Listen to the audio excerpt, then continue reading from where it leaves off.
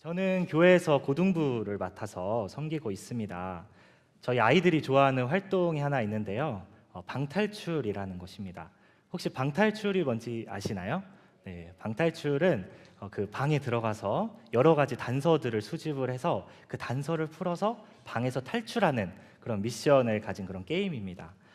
이 한 번은 이 난이도가 쉬움 난이도가 있거든요. 쉬움, 중간, 어려움. 이 중에서 쉬움 난이도에 속하는 방탈출을 한 적이 있었습니다. 이 아이들은 항상 방탈출을 잘한다고 그렇게 항상 말을 하곤 했어가지고 제가 아이들만 믿고 이제 같이 갔었는데 거의 모든 순서를 힌트를 풀어서 겨우겨우 탈출을 할 수가 있었습니다. 이 힌트 없이는 탈출을 할 수가 없겠더라고요. 저도 못하고 아이들도 못하고. 그래서 아이들이 잘한다고 생각했는데 겨우겨우 탈출을 할 수 있었습니다. 아마도 이 방탈출을 좋아하는 이유는 여러 가지가 있겠지만 제가 생각했을 때는 그때만큼은 그 이야기, 그 스토리의 주인공이 되어서 신기한 경험을 할 수 있기 때문이 아닐까라고 생각을 해봤습니다. 우리가 잠깐 훌륭한 위인들을 생각을 해볼까요? 여러 훌륭한 위인들이 있는데 세종대왕도 있고 이순신도 있고 존경받는 어떤 인물이 자기가 직접 쓴 일기 또는 편지에 만약 내 이름이 거론되었고 나에 대한 이야기가 있다면 굉장히 신기하겠죠. 오늘 본문을 읽는 우리도 이와 마찬가지일 겁니다. 오늘 본문에서 예수님은 제자들에게 특별히 그 제자들을 통해서 예수님을 믿게 될 우리들을 향한 그런 언급이 담겨 있기 때문입니다. 특별히 예수님은요, 예수님 세대의 모든 제자들 그리고 그 이후에 생길 모든 제자들이 하나가 되기를 애타게 바라셨습니다. 오늘 우리가 읽은 요한복음 17장은 예수님께서 하신 고별 기도라고도 볼 수 있겠습니다. 특별히 20절에서 26절까지 본문에서요, 하나라는 의미를 가진 hen이란 단어가 무려 4번이나 등장을 합니다. 예수님이 얼마나 제자들이 하나가 되기를 바라셨는지를 알 수 있는 대목입니다. 예수님이 왜 그렇게 하나됨을 그토록 간절히 바라셨을까요? 그 이유는 교회의 하나됨이 세상을 이길 수 있는 힘의 근원이 되고 동시에 예수님이 하나님의 아들이라는 것을 증거하는 가장 확실한 증거이기 때문입니다. 우리가 예수님 안에서 하나가 될 때 세상은 비로소 교회를 주목하게 될 것입니다. 그런데 이 하나됨은요, 하나님의 사랑 안에서만 가능합니다. 하나님의 사랑으로 교회는 서로를 보듬어주고 또 서로와 함께 연합하여서 또 온 세상 가운데 그 사랑을 증언할 수 있는 것입니다. 오늘 이 시간에는요, 하나님의 사랑에 기반한 교회의 하나됨에 관해서 나누도록 하겠습니다. 첫 번째로 하나님의 사랑에 기반한 하나됨은 보살핌의 모습으로 나타납니다. 하나됨이란 예수님의 제자로 살아가는 그 버거움을 함께 지고 서로 격려하고 돌아보는 것입니다. 오늘 본문 23절 상반절에서 예수님은 제자들 가운데 계시고 또 아버지께서 아들 가운데 계시어서 온전함을 이루어 하나가 되게 하신다고 말씀하십니다. 우리 성도님들께서는 혹시 하나됨이라는 말이 딱 이미지 가운데 어떤 이미지로 다가올지 모르겠습니다. 저는 이 하나됨이라는 단어를 떠올렸을 때는 마치 이런 이미지가 떠오르는데요. 나만의 이런 울타리를 만들고 나서 이 울타리 안에 다른 사람을 내 울타리 안에 집어넣어 주는 것, 그것을 저는 이제 하나됨이라고 했을 때 이미지가 떠올랐습니다. 그렇게 되면 나와 수준이나 조건이 맞지 않는 상대와는 하나가 되기 어렵겠죠. 예를 들면 소개팅을 한번 나갔다고 생각을 해보겠습니다. 다들 우리 성도님들께서도 인물이 되시기 때문에 소개팅을 한두 번쯤 나가셨을 거라 생각하는데요. 이 소개팅에 나가면 가장 먼저 하는 것이 뭐죠? 네, 인사하고 대화를 하는 것이잖아요. 대화를 하다 보면 이제 언제까지 대화를 하는 것이냐면 공통된 부분을 찾기 위해서 아주 노력을 합니다. 어디에 사는지, 고향은 어디인지, 학교는 어디 나왔는지, 취미는 뭔지 이렇게 서로 탐색하다가 비로소 한 가지 공통적인 걸 발견하면 그때 이제 반가워하면서 대화가 좀 더 자연스러워지죠. 이렇게 동질감을 느끼는 우리는요, 특정 영역에서 우리라는 범주에 묶이게 됩니다. 이처럼 우리는요, 취미, 배경, 생각 이런 요소들이 같아야 하나가 될 수 있다라고 생각합니다. 그런데 이러한 하나됨을 집단에 적용을 하게 될 때 문제가 발생을 하는데 바로 집단 이기주의입니다. 이런 하나됨은요, 포용이나 나눔을 의미하지 않습니다. 그리고 오히려 분리된 것을 보호하는 것을 의미합니다. 22절 말씀, 우리가 하나가 된 것 같이 라는 말을 이런 맥락에서 이해를 해보자면 마치 이런 것과 같습니다. 하나님이 예수님한테 우리가 하늘에서 너와 나가 온전히 하나가 된 것처럼 너희들, 이 제자들은 이 세상에서 멀리 동떨어져서 너희들끼리 하나가 되어서 세상과는 담을 쌓고 살아라. 이런 말과 같은 것이 됩니다. 하지만 예수님은 이 땅 가운데 왜 오셨습니까? 우리와 하나 되기 위해서 오셨습니다.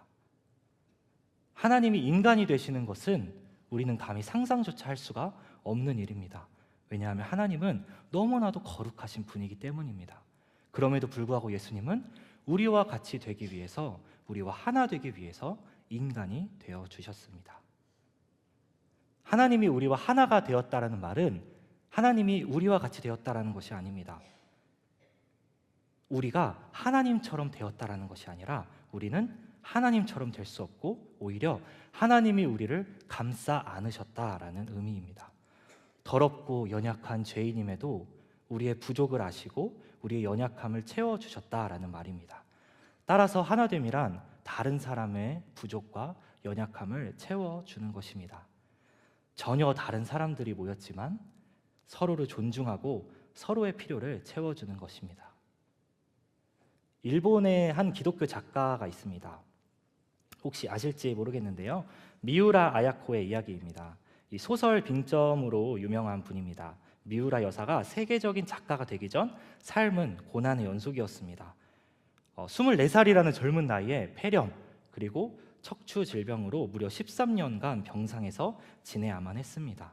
기적적으로 건강이 회복되었는데 그 이후에 남편과 함께 작은 잡화점을 운영을 했습니다. 그렇게 소박하게 잡화점을 운영하면서 살고 있는데 그 아야코 여사가 너무나 친화력이 좋은 탓에 이 날마다 손님들이 점점 늘어나는 겁니다. 날마다 손님들이 문전성시를 이루고 그 여파로 주변의 이웃 가게들을 오히려 손님들이 가지 않게 되고 하나 둘씩 가게들이 문을 닫는 그런 사태가 벌어졌습니다. 바로 그때 이 아야코 부부는 예수 믿는 사람으로서 결코 해서는 안 될 일이라고 생각하면서 기도를 드렸습니다. 하나님, 저희에게 주신 이 소중한 양지를 음지로 바꾸어 주십시오. 이웃과 사랑의 줄이 끊어지지 않게 해주세요. 그러고 나서 다음 날부터는요, 어떻게 했냐면 이 가게에다가 물건을 3분의 1씩만 진열해 놓기 시작했습니다. 그러고 나서 손님이 이 물건 없는데요, 이렇게 없는 물건을 찾는 손님에게는 옆집 가게를 가도록 그렇게 안내를 했다라고 합니다. 그 결과 그 동네에 있는 많은 가게가 골고루 잘 되게 되었다라는 이야기입니다. 이처럼 하나됨을 이해하고 실천하면요, 공동체 밖에 있는 사람들에 대해서 배척이나 분리가 아니라 오히려 나눔을 실천하게 됩니다. 교회의 하나됨은 다른 사람의 부족을 채워주는 것입니다. 주님께서 하나됨을 기도하신 것은 우리가 이 세상에서 제자로 살아내는 것이 너무나 버겁기 때문입니다. 어떤 유혹에도 타협하지 않고 어떤 고난에도 소망을 가지고 끝까지 인내할 수 있는 힘이 되기 위해서 하나가 되라고 말씀하신 것입니다. 둘째로 하나됨은 참여함입니다. 우리 함께 따라서 읽어볼까요? 하나됨은 참여함입니다. 네, 하나님은 아버지와 아들의 연합 가운데 참여하는 것입니다. 본문 21절 말씀을 함께 읽겠습니다. 아버지여, 아버지께서 내 안에, 내가 아버지 안에.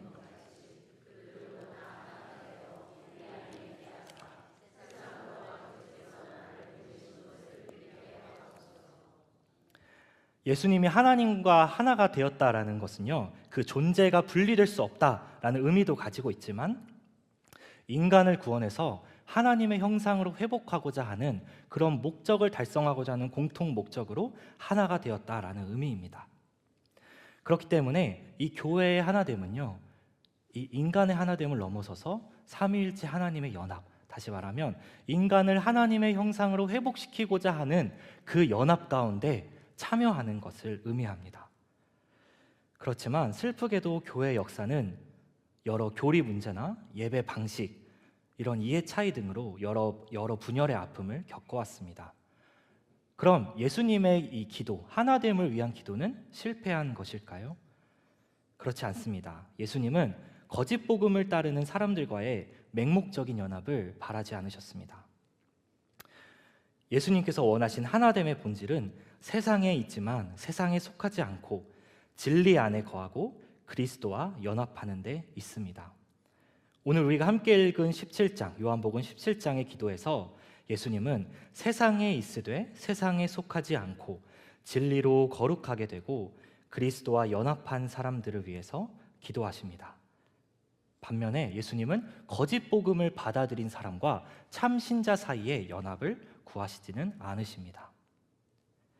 예수님께서 기도하신 하나됨의 본질은 세상에 있지만 세상에 속하지 않고 진리 안에 존재하고 그리스도와 연합하는 데 있습니다. 20세기 신학자 헤르만 리델보스라는 사람은요, 교회의 하나됨이 인간의 조직력이나 단결력에서 오는 것이 아니라 오히려 교회가 성부와 성자와 얼마나 일치하는가에 달려있다라고 말합니다. 예수님이 아버지께로부터 보냄받았다라는 그 사실, 그것을 세상이 믿게 되는 것은 교회의 완전한 일치 때문이 아니라 우리 교회 안에 있는 예수님의 말씀, 그리고 우리가 예수님 그리고 하나님을 닮게 하는 성령님의 능력 때문이라는 것입니다. 그렇기 때문에 예수님은 요한복음 5장 19절에서 이렇게 말씀하십니다. 아들이 아버지께서 하시는 일을 보지 않고는 아무것도 스스로 할 수 없나니 아버지께서 행하시는 그것을 아들도 그와 같이 행하느니라. 사랑으로 구원 사역을 이루시는 일에 아버지 그리고 아들은 하나가 되었습니다. 교회의 하나됨도 마찬가지입니다. 우리가 가진 많은 약점에도 불구하고 성경의 진리를 붙들고 파괴된 세상을 회복시키는 하나님의 구원 계획에 동참하는 일, 성령의 능력으로 바로 그러한 일들에 연합하는 일이 예수님께서 기도하신 진정한 하나됨의 길일 것입니다. 마지막입니다. 함께 읽겠습니다. 하나됨은 흩어짐입니다. 예수님은 우리가 하나 되어서 세상 그리고 열방 곳곳 가운데 흩어져서 아버지와 아들을 증언하기를 원하십니다. 이것이 바로 교회의 사명입니다. 오늘 본문 23절 말씀을 함께 읽겠습니다. 곧 내가 그들 안에 있고 아버지께서 내 안에 계시어 그들로 온전함을 이루어 하나가 되게 하려 함은 아버지께서 나를 보내신 것과 또 나를 사랑하심 같이 그들도 사랑하신 것을 세상으로 알게 하려 함이로소이다. 23절 하반절을 보시면 교회가 하나 되게 하려 함은 세상에 예수님을 보내신 것 그리고 그 사랑하심을 세상에 알게 하기 위함이라고 기록되어 있습니다. 다시 말하면 하나됨은 궁극적인 목적이 아니라 수단이라는 것입니다. 하나됨도 중요하지만 하나가 되어서 무엇을 하려는가가 더 중요합니다. 자칫 잘못된 동기로 하나가 된다면 그것은 오히려 다른 사람과의 차별을 의미하고 때로는 희생을 강요할 위험이 있기 때문입니다. 주변을 돌아보면 참 부럽고 아름다운 공동체들이 있죠. 매주 모여서 삶을 나누고 또 뜨겁게 기도하고 가족보다 더 오히려 끈끈해 보이는 그런 소그룹, 봉사팀, 이런 모습일 것입니다. 이렇게 똘똘 뭉치는 공동체는 예수님이 말씀하신 하나됨을 이룬 것처럼 보입니다. 물론 부분적으로 그렇지만 우리가 경계해야 할 점도 있습니다. 우리끼리 유대감이 너무 강해져서 공동체에 새로 들어오는 사람의 소외감을 느끼는 장벽이 될 수 있기 때문입니다. 그리고 서로의 허물과 잘못을 덮어주기에 급급한 나머지 진리의 목소리를 내지 못할 때도 있습니다. 세상에 있으나 세상에 속하지 않았다라는 정체성보다 우리는 하나다라는 이 정체성을 강조하기 쉽기 때문입니다. 서울대학교에서 심리학을 가르치는 최인철 교수는요, 인간의 생각이 잘 바뀌지 않는 이유를 두고 만나는 사람이 바뀌지 않기 때문이라고 말을 합니다. 그의 저서 굿 라이프에서 이렇게 말을 하는데요, 이사하기 가장 좋은 때는 집값이 추락할 때가 아니라 생각을 바꾸고 싶고 운명을 바꾸고 싶을 때다. 생각이 바뀌고 운명이 바뀌려면 만나는 사람이 다양해야 하고, 그러려면 이사나 여행처럼 공간을 이동해야 한다라는 것입니다. 우리 믿음의 조상 아브라함도 당시 세상의 중심과 같았던 갈대아 우르를 떠나서 변방이었던 가나안으로 이동했기에 믿음의 시조가 될 수 있었을지도 모릅니다. 우리도 마찬가지입니다. 어떻게 하나가 될 것인가도 물론 중요하지만 어쩌면 그것보다 중요한 질문은 무엇을 위해서 하나가 되려 하는가입니다. 예수님은 하나님 아버지로부터 파송받아서 이 땅 가운데 아버지를 드러내셨습니다. 그리고 예수님은 십자가에 달리셔서 죄 용서를 위한 하나님의 사랑을 나타내셨습니다. 그리고 말씀을 계시하셔서 하나님의 진리를 사람들에게 전하셨습니다. 하나님 아버지께서 아들을 이 땅 가운데 파송하셨던 것처럼 아들 또한 제자 공동체인 교회를 이 세상 가운데 파송하십니다.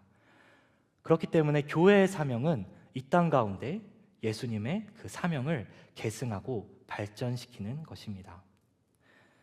예수님의 12제자는 처음 몇 년간은 예루살렘에 모여서 사역을 했지만 곧 모두 뿔뿔이 흩어졌습니다. 온 유대와 사마리아와 땅끝까지 흩어졌는데요. 이게 과연 하나됨일까 하는 의문이 들 수 있지만 저는 이것 또한 하나됨을 구하신 주님의 기도에 대한 응답이라고 믿습니다. 왜냐하면 제자들이 그 고난의 순간, 죽음의 순간까지도 서로의 가는 길이 진리로 걷는 길이었음을 확인했기 때문입니다. 예수님이 궁극적으로 원한 것은 제자들끼리 사이좋게 모여 사는 것이 아니었습니다. 그 제자들이 하나가 되어서 세상과 멀어지는 것이 아니라 세상으로 오히려 들어가는 것이었습니다. 그 세상에서 빛이 되어 하나님의 나라를 지켜내는 것이었습니다. 서로 사이좋게 지내므로 만들어지는 이 연대감, 그 연대감의 목적은 흩어져서 복음을 전파하고 할 수 있는 만큼 하나님의 사랑을 전하고 하나님의 사랑으로 하나 되어야 하는 사명입니다. 하나됨은 흩어질 수 있게 하는 하나됨이었고 하나됨은 하나님의 사랑을 세상에 전하기 위한 하나됨이었습니다. 말씀을 맺으려고 합니다. 예수님께서 구하신 하나됨을 위한 기도는 분열된 오늘의 교회인 우리에게 도전을 주는 말씀입니다. 교회의 헌장이라고 불리는 오늘의 말씀은 교회가 어떤 기반 위에 무엇을 목적으로 존재하는지 우리에게 알려줍니다. 첫 번째로 예수님께서 구하신 하나됨은 우리끼리라는 배타성이 아니라 나누며 보살피는 자세입니다. 두 번째로 하나됨은 진리를 추구하는 아버지와 아들과의 연합의 참여입니다. 마지막으로 하나됨의 목적은 흩어져 선교하는 데 있습니다. 그리고 우리의 하나됨의 기반은 하나님의 사랑입니다. 하나님의 사랑으로 서로를 보살피고 격려하고 진리 위에 굳게 서며 흩어져서 하나님의 사랑을 전할 때 세상은 하나님이 교회를 사랑하시고 교회를 보내셨다라는 사실을 알게 될 것입니다. 이 말씀 안에서 교회가 굳게 서고 기도하며 나아가기를 간절히 소망합니다. 이 시간 말씀을 마음에 새기며 결단하며 나아가길 원합니다. 오늘 말씀을 통해 우린 예수님께서 십자가를 지시기 전에 우리를 위해 얼마나 간절히 기도하셨는지를 알게 되었습니다. 그리고 그 기도의 중심에는 바로 교회의 하나됨이 있었습니다. 오늘 주신 말씀처럼 우리가 한 분 예수님만 바라볼 때 우리는 그분의 사랑 안에서 하나가 될 수 있습니다. 주님께서 우리 공동체를 통해 우리 한 사람 한 사람 지체를 통해 이루실 놀라운 일들을 기대하는 마음으로 함께 찬양하며 나아가겠습니다.